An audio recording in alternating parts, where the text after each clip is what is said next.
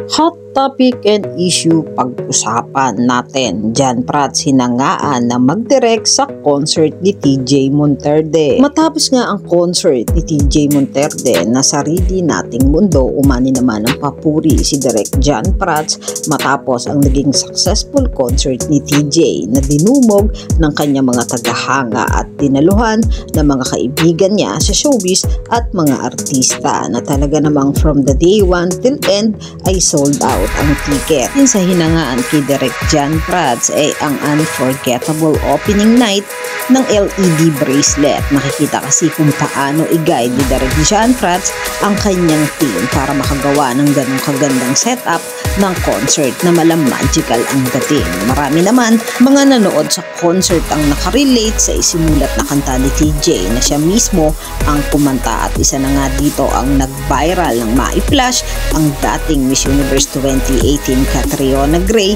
na napaluha habang pinapanood ang concert ni TJ at kinanta ang hanggang dito na lang. Naumani naman ang samot-saring opinyon sa social media lalo na't ilang pagitan lang ang upuan nila ng kanyang ex na si Sam Melby. Samantalang nagpasalamat naman si TJ at si Direk Jan Prats sa isa't isa para makabuo ng isang magandang concert pati na rin sa bumubuo ng kanilang production team. Kayo mga katambalan, ano ang masasabi nyo? Mag-comment lang sa comment section at pag-usapan natin. Yan ang mga hot topic and issue dito lamang sa Tambalang JK.